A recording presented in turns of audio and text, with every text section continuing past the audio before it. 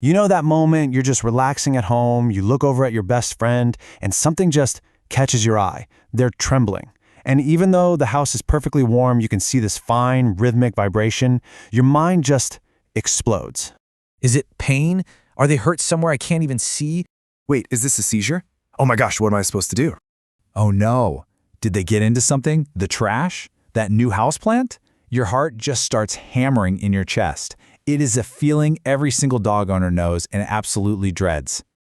Okay, just take a deep breath with me. We are going to walk through all of this together. And I promise, by the end of this, you'll know exactly how to tell if your dog is just a little chilly or if it's really time to call the vet. The goal here is to feel prepared, not panicked. So, first things first, we have to figure out what we're actually looking at. Is this just a normal, everyday shiver, or is it a medical tremor that's trying to tell us something? Let's get right into it. A tremor is just the medical word for an involuntary muscle movement. The best way to think about it is like your phone vibrating on a table, or a car engine that's idling just a little bit rough. It's this rhythmic, steady movement that your dog just can't control. And here's a really important distinction. Unlike with a seizure, during a tremor, your dog is almost always completely conscious. They're awake, they're alert, and they know you're there. So the big question is, how can you tell the difference? Well, shivering is usually pretty straightforward. It's a reaction to something, right? They're cold after a bath, or they're scared of fireworks, or maybe they're just so ridiculously excited about a walk that they're practically vibrating. The key is, once you give them a blanket or some comfort, or you finally grab that leash, this shaking stops. A medical tremor, though, that's different. It often just happens, for no obvious reason. They're warm, they're calm, but that shaking is still there. And that's our cue that we need to dig a little deeper. Now, it's true that any dog, any breed, any age can get tremors. But we do know that some dogs are just more at risk for certain conditions. And knowing who they are can give us a huge head start in figuring this all out. For instance, you've got your little white, fluffy dogs like a Maltese or a Westie. They can get something we literally call white shaker syndrome. Then there are new moms. Nursing mothers are at risk for a sudden drop in blood calcium, which causes shaking. Senior dogs might shake just from muscle weakness as they get older.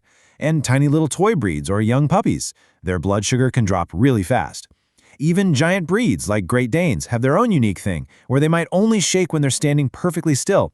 So yeah, who your dog is really matters here. Before we continue, don't forget to subscribe, like, and share to help more pets live healthier, happier lives.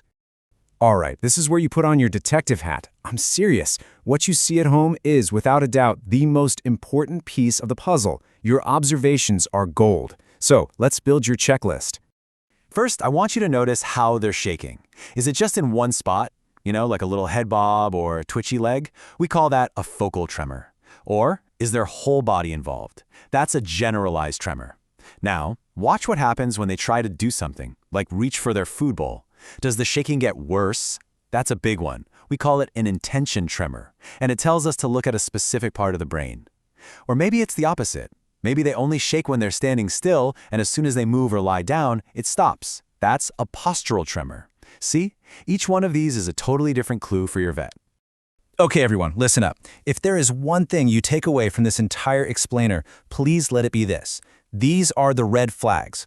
If the shaking is happening along with any of these other signs, like vomiting, if their belly feels tight and hard, if they seem weak or even collapse, or if you have any suspicion at all that they ate something toxic, you go to the vet immediately.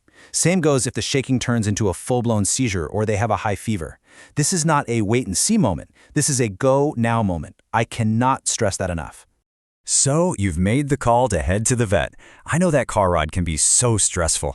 Let's talk about what's going to happen when you get there so it feels a little less scary. Honestly, just think of it as a team effort. You and your vet are partners, and you're going to solve this mystery together. The very first thing we're going to do is listen to your story. Remember all that detective work you did? It is absolutely crucial. We need to hear everything. After we've talked, we'll do a full physical and a neurological exam, checking reflexes and things like that. Then we'll probably run some blood tests. You'd be amazed what we can find out from a simple blood panel. It can spot things like low blood sugar or low calcium right away. And if we still don't have our answer, that's when we'll talk about what comes next. Maybe more advanced tests like an MRI. Okay, now let's get to the good part. The part where we figure out how to make them feel better. Because I know how terrifying it is to watch your dog tremble, but please hear me on this. So many of the reasons this happens are completely treatable. Remember that white shaker syndrome we mentioned? It sounds so scary, but it's a perfect example. In most cases, we can start them on a course of medication, like a steroid. And boom, within a week, the tremors are often gone. It's incredible to see. Or what about that nursing mom whose calcium levels crashed? Yes, it's a huge emergency, but an IV drip with calcium can stop those tremors right in their tracks, almost instantly. We can stabilize her and get her safely back to her puppies. It is one of the most rewarding things we get to treat in the clinic. You see the theme here, right? Whether it's a toxin, a metabolic imbalance, or some kind of inflammation, most of the time these things are manageable. The key, and this is so important, is catching it and treating it early. Your quick response, your decision to act, that's what makes all the difference in the world. So, we've gone through a lot here. The causes, the symptoms, what happens at the vet, but what's the one thing, the single most important thing I want you to walk away with? It's this. The absolute best thing you can do is to first, pay close attention to the details, and second, trust your gut. Nobody on this planet knows your dog better than you do. If something feels off to you, it probably is. Never, ever second-guess that feeling. Your intuition is your most powerful tool. Remember, this information is for educational purposes and is not a substitute for professional veterinary advice. If you have any concerns about your pet's health, please consult with your certified veterinarian. They are your best resource for ensuring your companion lives a long, happy, and healthy life.